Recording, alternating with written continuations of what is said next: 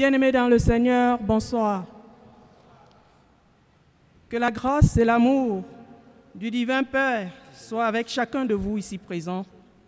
Bienvenue dans la maison du Seigneur. Nous prions.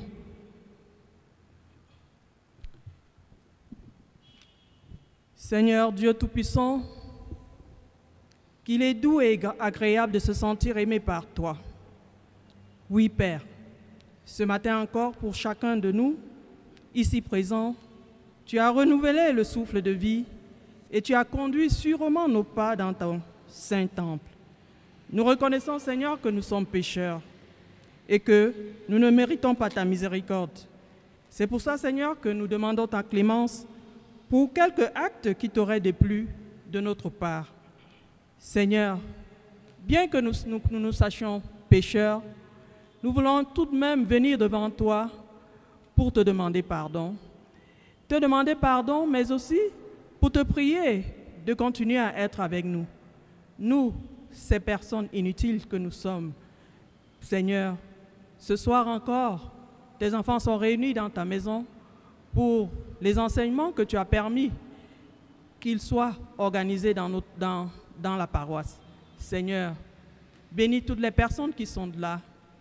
Bénis tous les intervenants de cette soirée, afin que, Seigneur, pendant l'intervention de chacune d'elles, de chacun d'eux, Seigneur, que tout se passe pour le mieux. Conduis-nous, Seigneur, de bout en bout, afin d'arriver à la fin sans aucun heurt. Dieu Tout-Puissant, nous remettons ton serviteur qui va nous éclairer par les enseignements que tu as organisés. Nous le remettons entre tes mains, Seigneur, afin que tu l'inspires et que ne sorte de sa bouche que ce que tu auras prévu pour nous. Seigneur, que te dire de plus? Nous voulons te confier notre soirée et te remercions une fois de plus de nous y avoir amenés. Au nom de Jésus-Christ, ton Fils bien-aimé, nous t'avons prié. Amen. Amen. Merci au groupe musical. À présent, nous allons commencer notre soirée en rappelant le thème de la veille. Hier, le thème qui a été présenté s'intitulait « Restez calme face à l'adversité, laissez Dieu combattre pour nous, gérer ses émotions ». Ce thème s'inscrit dans la longue liste de sous-thèmes qui ont été prévus pendant ce temps de la Passion. Nous sommes arrivés aujourd'hui à la 11e journée d'enseignement et en rappel de ce qui a été dit hier, nous dirons que l'oratrice, notre maman ancienne, a développé son thème en 3 points. Elle a d'abord défini les concepts. Elle a parlé de comment rester calme face à l'adversité et laisser Dieu combattre pour nous. Et enfin, elle a parlé de gérer ses émotions. Ce que nous avons retenu de ce thème pourrait se résumer en ceci, que il faut demeurer tranquille devant les épreuves ou les difficultés et permettre à Dieu de gérer. Dans notre thème d'hier, c'était essentiellement cela. Il a été illustré par le passage de la mer de la Bible, le passage de la mer Rouge par le peuple de Dieu, où on nous a montré différentes attitudes face à la peur. L'attitude du peuple et l'attitude de Moïse. Donc, les ingrédients qui sont nécessaires pour faire face à l'adversité et pouvoir mieux gérer ses émotions, l'ancienne nous a dit qu'il s'agissait du calme, la foi. Parce que ce sont ces 2 éléments qui nous permettraient d'être ouverts aux instructions du Seigneur, lui permettant ainsi de combattre pour nous. Ce thème qui parlait de comment gérer les émotions est la suite logique de ce qui s'est passé, de ce que nous avons vu avant-hier. Et aujourd'hui, nous poursuivons toujours dans cette logique-là, avec le thème de la journée qui est la restauration des familles victimes de traumatisme. Dieu restaure ce qui est brisé. Ce thème va nous être développé par le révérend docteur Noukwa, qui nous présentera tout ce que nous sommes appelés à savoir là-dessus. Révérend, vous avez la parole. Peuple de Dieu, bonsoir. Je me réjouis de partager ce moment avec vous dans le prolongement du temps de la Passion, où le Seigneur, depuis pratiquement 2 semaines, est en train de nous affermir sur le thème de la sacralité de la vie et la stabilité des familles. Différents orateurs se sont succédés du haut de ce lutrin pour nous enseigner. Et chacun de nous a pu tirer quelque chose ou des éléments importants pour sa croissance personnelle. Ce soir, nous allons parler de la restauration des familles victimes de traumatisme. Dieu restaure ce qui est brisé. En ce 14e jour de notre temps de Passion, nous ne cesserons de bénir le Seigneur et de rendre grâce à Dieu pour ce temps consacré au renforcement des capacités spirituelles, au renforcement de l'intimité et de la communion avec Dieu qui est le tout autre. En réalité, c'est un temps bénéfique, un temps capital pour chacun d'entre nous. Car si le temps de la Passion est consacré à l'affermissement et à la dévotion, c'est beaucoup plus un temps où nous devons cultiver et entretenir notre relation avec Dieu. Ce Dieu qui s'est révélé en la personne de Jésus-Christ. Nous voulons requérir votre attention sur cette thématique qui touche à la sacralité de la vie et de facto contribue à la stabilité des familles. Les habitants de nombreuses régions du monde, en général, et de plusieurs familles en particulier, sont aujourd'hui traumatisés par des guerres, les conflits ethniques, familiaux, tribaux, etc. Les personnes traumatisées sont pour la plupart du temps des chrétiens et l'Église, en tant que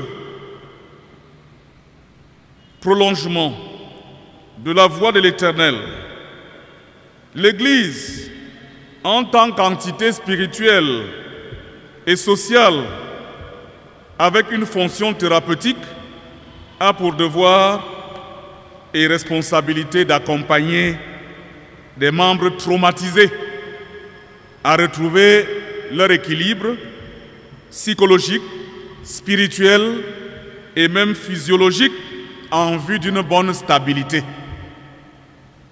C'est ça la fonction de l'Église. L'Église doit jouer un rôle prophétique dans la société lorsqu'elle annonce le message de Dieu et elle dénonce systématiquement le péché pour appeler les uns les autres à la conversion. L'Église a également une fonction thérapeutique en ce sens qu'elle aide les êtres humains traumatisés à retrouver leur équilibre psychologique, spirituel et même physiologique. À travers notre sous-thème, il est question de parler de la restauration des familles victimes de traumatisme pour mieux aborder notre thématique. il est question pour nous de préciser la terminologie du concept traumatisme. Parce que si on comprend déjà ce que c'est qu'un traumatisme, on a déjà à presque 50% compris le sujet. Il sera question pour nous, après la terminologie de ce concept, d'examiner dans la Bible un cas pour chaque testament, de voir des cas de traumatisme, que ce soit dans l'Ancien Testament ou dans le Nouveau Testament. Et dans le prolongement ou la dynamique réflexionnelle, nous allons voir de manière contextuelle les problèmes qui peuvent être des sources de traumatisme pour des personnes, voire des familles, et les possibilités de remédier ou de pallier à ce phénomène en vue d'une réelle restauration des victimes. C'est quoi un traumatisme? En référence au dictionnaire Larousse, le traumatisme est un événement qui, pour un sujet, a une forte portée émotionnelle et qui entraîne chez lui des troubles psychiques ou somatiques par suite de son incapacité à y répondre immédiatement de façon adéquate. Cela veut dire quoi? En langage simple, quelqu'un a été victime d'un choc et du coup, sur le plan psychologique, il est affecté parce qu'il n'a pas été préparé à ce choc. C'est arrivé de manière inattendue et du coup, la personne subit ce qu'on entend par traumatisme. La personne vit un traumatisme. Ainsi, traumatiser quelqu'un, c'est frapper celui-ci d'un choc émotionnel violent. Traumatiser quelqu'un, c'est frapper celui-ci d'un choc émotionnel violent. La Bible, parole de Dieu, fait mention des phénomènes de traumatisme. Dans l'Ancien Testament, nous avons un cas de figure.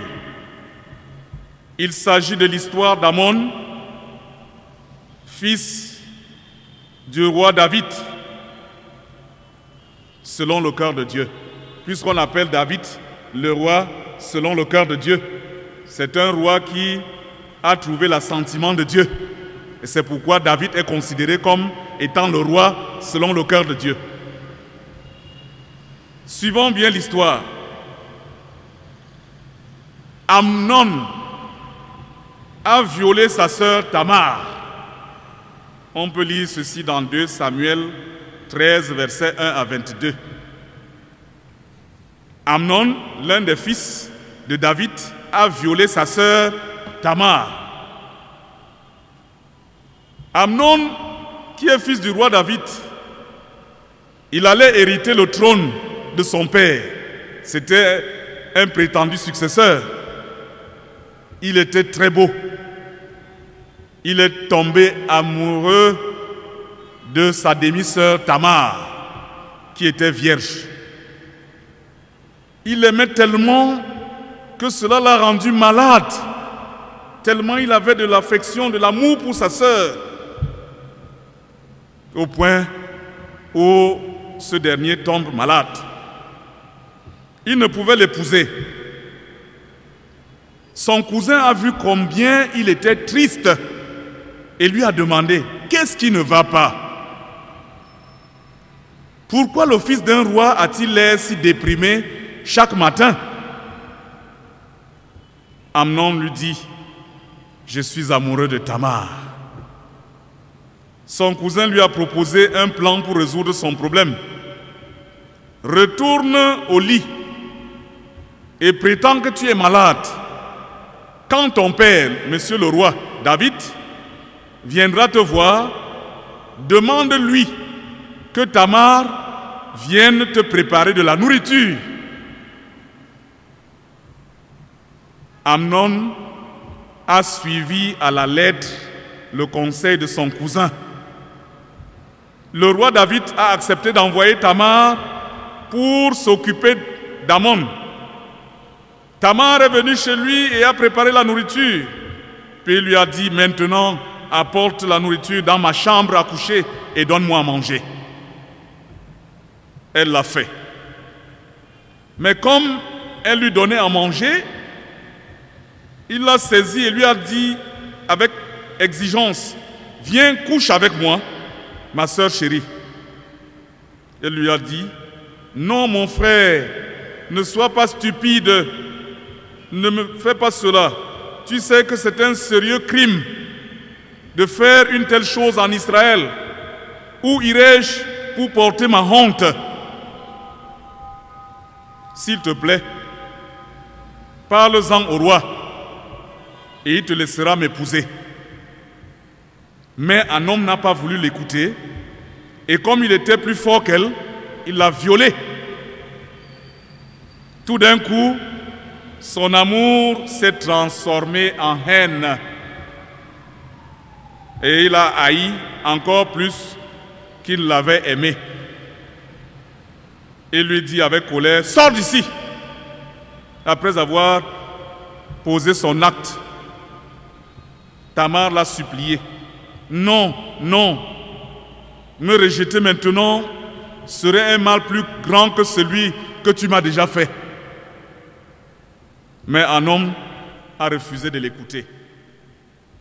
Il a appelé son serviteur et a dit, qu'on expulse cette femme de chez moi et qu'on ferme la porte à clé derrière elle.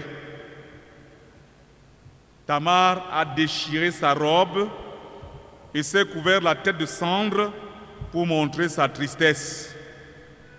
Et puis, sa tête entre les mains, elle est partie en pleurant. Elle était permanemment affligée. Voilà une fille déshonorée. Elle a honte. Dans le Nouveau Testament, nous avons également un cas de traumatisme. C'est le massacre des enfants de 0 à 2 ans par le roi Hérode. Confère Matthieu 2, 13 à 17. Hérode, le roi tyran et despote, ne supportant pas de voir un rival, a programmé un plan meurtrier à exécuter tous les petits-enfants de 0 à 2 ans, puisque Jésus se trouvait dans cette tranche d'âge. Vous savez que quand Jésus est né, son étoile a brillé au ciel. Et immédiatement, Hérode a dit, donc, dans mon royaume, il y a un autre roi. Alors là, il faut régler les comptes. Il faut débusquer ce roi et en découdre avec lui. Et comme Jésus était dans la tranche de 0 à 2 ans, Hérode, le sanguinaire, le machiavélique, a supprimé la vie de tous les enfants de 0 à 2 ans. Parce que certainement, Jésus devait se trouver dans cette tranche-là. Mais, vous connaissez mieux que moi le récit. L'ange avait déjà averti à Joseph de se lever et de prendre l'enfant et Marie, sa mère, pour fuir où? En Afrique, en Égypte. Donc Jésus s'est retrouvé en Afrique parce qu'il fuyait l'exécution, la peine capitale que le sanguinaire Hérode devait lui infliger. Il est fort probable qu'il y ait eu des centaines d'enfants tués ce jour-là. Les cris qui accompagnaient ces meurtres accomplissaient ce qui avait été dit ou annoncé par Jérémie le prophète. Ainsi parle l'Éternel. On entend des cris à Rama, des lamentations, des larmes amères. Rachel pleure ses enfants. Elle refuse d'être consolée sur ses enfants car ils ne sont plus. Jérémie 31, verset 15. Dans la prophétie, Rachel symbolise la nation d'Israël. Tout le chagrin du peuple d'Israël, ici, s'est accompli lorsque Hérode, le méchant, a tué les enfants en Palestine de 0 à 2 ans. Massacré. C'était vraiment horrible. Un peu comme en 1974, lorsqu'en Afrique du Sud, à Soweto, il y a eu massacre des enfants. C'était vraiment horrible. Tout le chagrin du peuple devient celui de Rachel, enterrée à Rama, près de Bethléem, où a eu lieu le massacre. Pour les parents privés de leurs enfants, c'était traumatisant. Imaginez-vous, un jour, un sanguinaire arrive ici un dimanche matin et va dans la salle polyvalente et massacre tous nos enfants pendant que nous sommes ici en plein culte. Mais ce sera horrible ce jour. Ce sera un dimanche noir à Loncac. Voilà ce qui est arrivé au temps de Jésus. Lorsque Hérode a massacré les enfants, c'était horrible et traumatisant. Les traumatismes sont d'actualité et font des victimes dans des familles de nos jours. Nous pouvons noter entre autres les cas de viol. Lorsqu'on apprend qu'il y a eu viol dans une famille, alors c'est traumatisant. D'abord, celle qui est victime de viol est traumatisée. Vous ne pouvez pas imaginer ce qu'une femme ou une jeune fille qui a subi un traumatisme de viol peut subir dans son psychisme. Il y a les actes de pédophilie. Dans les familles, si il advient des cas de pédophilie, alors le traumatisme va se signaler immédiatement. Il y a le décès de plusieurs parents dans un accident tragique. J'ai eu un enseignant qui avait perdu dans un accident de circulation son épouse et ses 4 enfants. Il est resté déboussolé. C'est parce que c'était un homme équilibré dans sa tête, sinon il devait lui-même suivre. Mais il a adopté des attitudes presque antisociales parce qu'il ne se taillait plus la barbe, ses cheveux étaient hirsutes sur la tête et il était presque comme quelqu'un qui n'était plus de ce monde. Mais un monsieur plein de savoir dans la tête. Donc si on perd dans un accident de manière tragique, presque une bonne frange des membres de la famille, c'est un traumatisme. C'est le cas de la falaise de Sancho. L'échec à un examen dont on s'est investi avec sérieux dans la préparation peut susciter le traumatisme. Si un monsieur, un garçon, une jeune fille s'est investi dans les études pour bien préparer son examen et qu'à la fin, lorsqu'on publie les résultats, son nom ne s'y trouve pas, alors vous pouvez imaginer la suite. La perte de son emploi sans aucun paiement de droit social, droit de licenciement, peut être source de traumatisme. Vous avez travaillé quelque part et du jour au lendemain, on vous met à la porte sans payer un seul franc. Peut-être vous avez fait 25 ans dans la structure. On ne vous donne même pas un radis pour vous remercier. Mais imaginez une telle personne, elle est traumatisée. Une déception amoureuse peut susciter aussi des traumatismes. L'incendie de son domicile ou de sa boutique, la trahison d'un ami très proche, la consommation des matières fécales dans une famille comme source d'enrichissement.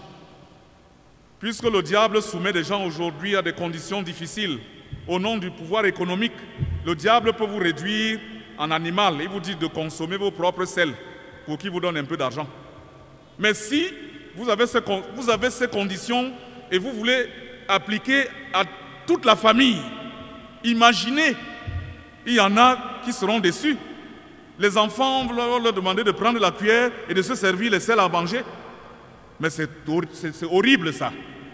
C'est même traumatisant.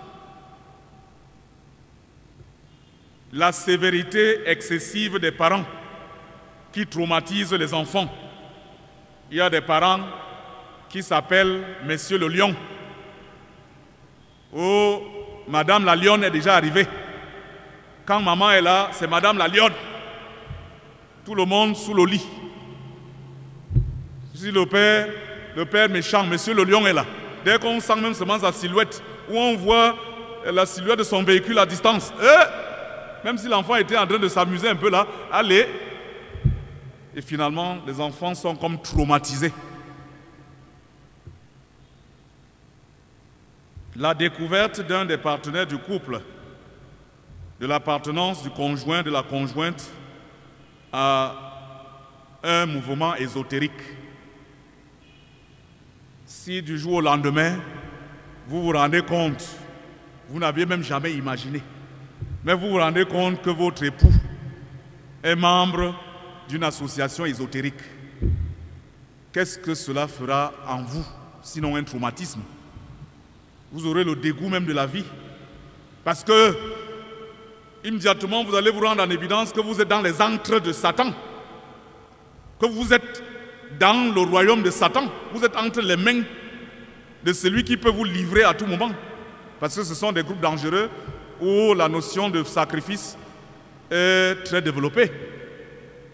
Car, comme disait notre sœur Jeanne d'Arc ici, livrer quelqu'un dans ce mouvement, c'est se purifier. C'est-à-dire, quand j'ai livré quelqu'un, c'est une purification pour moi. Donc c'est même normal de tuer, c'est normal. La découverte des parents du statut d'homosexuel ou de lesbienne de leur fils ou de leur fille. Si un parent se rend compte que son fils est un homosexuel, alors il peut vraiment être traumatisé. Il peut se sentir traumatisé. Alors la liste est loin d'être exhaustive. Ceux qui sont victimes des traumatismes peuvent développer des troubles psychosomatiques, c'est-à-dire des troubles psychologiques, lesquels troubles vont affecter même le corps, la soma, le psychisme, qui va dégénérer soit des maladies sur le plan corporel. C'est pourquoi on dit que les victimes traumatisées peuvent développer des troubles psychosomatiques. Au niveau du corps, les traumatismes entraînent le manque d'appétit, les ulcères gastriques, les insomnies, les courbatures, les vieillesses précoces, l'hypertension, l'hypotension, des troubles respiratoires, cas de l'asthme et des bronchites. Quelqu'un qui est traumatisé peut développer tout ça sur le plan corporel ou physiologique. Au niveau de l'âme, qui est le siège des sentiments, des émotions et de la volonté, le traumatisé manifeste souvent des maux comme des pertes partielles ou totales de mémoire, des trous de mémoire. Soit on oublie tout, on ne se rappelle de rien, entraînant quelquefois la dépression nerveuse et le stress permanent. Ça, c'est au niveau de son âme. Au niveau de l'esprit qui façonne l'intelligence humaine, la victime du traumatisme manifeste des sentiments et des comportements négatifs tels que la haine, la peur, la rancune, la mélancolie, la vengeance, la timidité, l'hypocrisie, l'orgueil, l'animosité, l'incrédulité, l'agressivité, l'intolérance et le suicide. Voilà ce qu'on peut ressentir en tant que traumatisé au niveau de son esprit. On peut développer tout ce que j'ai cité comme tard. Quelle peut être la part de l'Église dans le processus palliatif du phénomène de traumatisme en vue de la restauration des familles. S'il est vrai que les traumatismes constituent une maladie grave qui conduit parfois à la mort, il est nécessaire et utile d'en prévenir ou d'en guérir si l'on est atteint. Pour guérir ces traumatismes, il faut, premièrement, prendre conscience de ses limites, de ses faiblesses et de ses égarements. Ensuite, croire en Jésus, l'aimer et rester fidèle à ses commandements pour être également aimé de Dieu. Voir Jean 14, 21 à 23. Être un chrétien authentique, car un chrétien bien formé, éduqué, enraciné dans la foi et l'obéissance au Dieu vivant peut transcender certains traumatismes de la vie pour se sentir équilibré. La cure d'âme ou l'accompagnement pastoral est d'une grande importance pour sortir les traumatisés de leur crise. La cure d'âme ou le dialogue pastoral, le patient vient et s'entretient avec un homme de Dieu pour se vider ou vider son intérieur afin d'être soulagé, afin d'être accompagné pour un équilibre psychosomatique.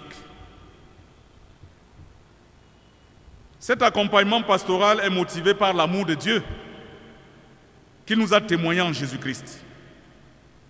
Le motif du livre d'Exode forme la base de la théologie de libération. Lorsqu'on lit le livre d'Exode, il est question de la sortie du peuple d'Israël de l'esclavage d'Égypte. C'est la libération. Et qui dit libération, dit véritablement accompagnement. Dieu a libéré son peuple, Dieu a accompagné ce peuple qui a vécu des traumatismes pendant près de 400 ans en Égypte. Vous savez qu'Israël a souffert 4 siècles de travaux forcés, oppressés, marginalisés, torturés, fouettés. Et c'est même le peuple d'Israël qui a bâti véritablement l'Égypte.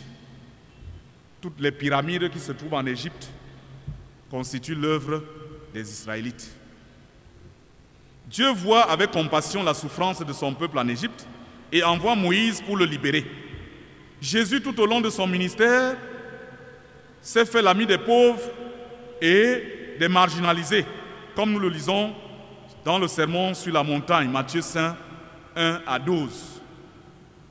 L'Église s'investit dans l'accompagnement pastoral pour éviter que les victimes ne sombrent dans la dépression, les haines, les ressentiments, les rancunes susceptibles d'engranger des actes de vengeance pouvant conduire au règlement de compte, de même qu'au meurtre.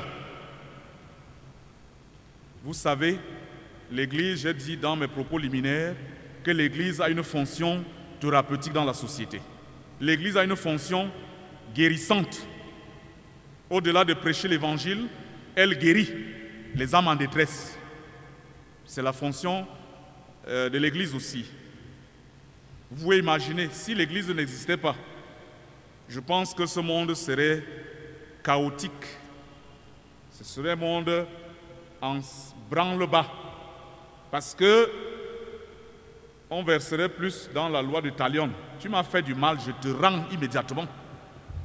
Mais parfois, quelqu'un qui est victime d'un mal se confie en Dieu ou vient rencontrer un homme ou une femme de Dieu et le discours tenu à l'endroit de celui-ci ou de celle-ci apaise son cœur.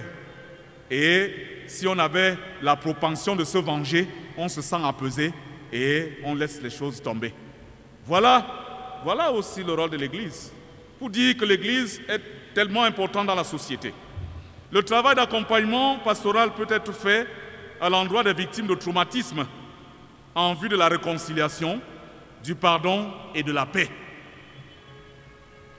Au terme de cette analyse et réflexion, force est de constater que le traumatisme est une réalité qui se vit dans le spectre large en société et restreinte au sein des familles biologiques ou nucléaires.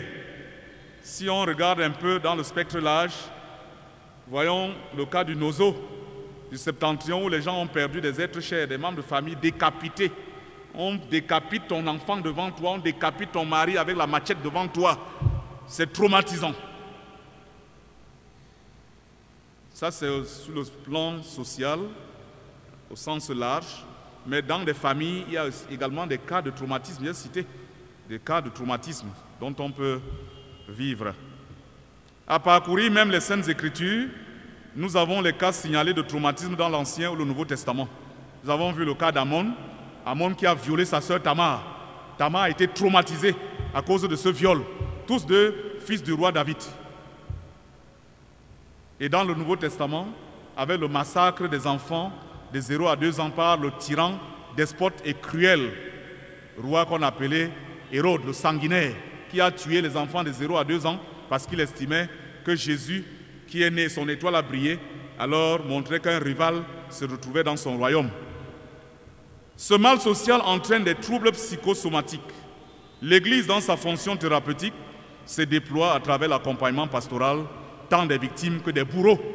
Il n'est pas seulement question d'accompagner les victimes, même les bourreaux doivent se faire accompagner. Parce que ce sont des malades. Quand quelqu'un trouve son plaisir à traumatiser l'autre, incarcéré. Et si, pendant son incarcération, il trouve la mort dans les geôles, vous porterez aussi dans la conscience le sang de ce monsieur qui vous a violé. Pour un enfant de Dieu, il y a cette possibilité de pouvoir pardonner, même comme c'est difficile. Mais c'est aussi ça le prix à payer du pardon. Quelqu'un vous a fait du mal, vous a créé du tort. En tant que conscience éduquée par la parole de Dieu, il faut arriver maintenant à mettre en application de manière pratique ce qu'on a écouté théoriquement. Parce que parler de pardon, parfois c'est difficile, ou c'est même facile pour certains, difficile pour d'autres. Mais le chrétien doit arriver au stade du pardon. Nous allons bientôt vivre le temps des souffrances et des peines du serviteur Jésus. Sur la croix, qu'est-ce qu'il dit? Père, la première parole sur la croix. Père, pardonne-leur car ils ne savent pas ce qu'ils font. Si on peut arriver au stade de Jésus, c'est l'idéal. Si on peut arriver à ça, parce qu'il faut une forte dose de foi pour arriver à ça.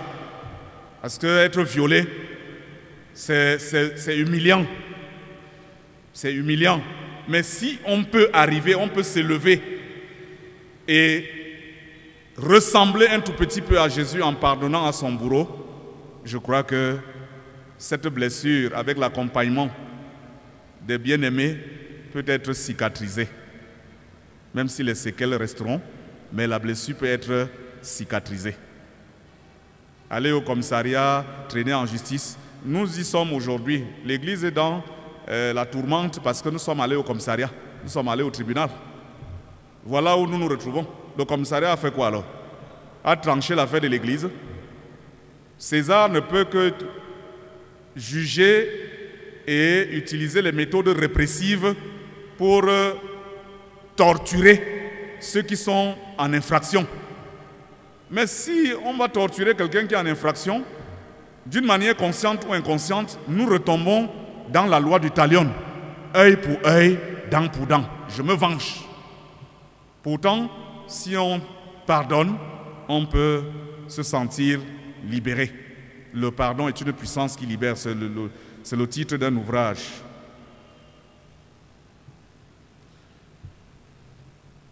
Comment pardonner à une personne qui a voulu ta mort? Si tu vois quelqu'un de ta famille voulant ta mort et tu es traumatisé durant les années de ta vie, que dois-tu faire? Je ne désire pas la mort du pécheur. N'est-ce pas? Il faut prier même pour celui-là. il faut prier pour celui-là. Il ne faut pas souhaiter sa mort. Parce que cette histoire de souhaiter le malheur des autres nous renvoie maintenant dans le principe de la loi. Et nous sommes à l'ère de la grâce. Jésus-Christ est venu avec la grâce pour dire que la loi doit être dépassée dans la vie du chrétien. Nous ne sommes plus dans le principe de œil pour œil, dent pour dent. Ce n'est pas parce que quelqu'un veut te tuer que foncièrement tu vas abréger les jours de celui-là. Non. Prie pour lui. Prie qu'il sorte, qu'il sera même conscient qu'il est sur la mauvaise voie. Prie le Seigneur pour ta sécurité. Laisse Dieu agir pour le reste. C'est tout.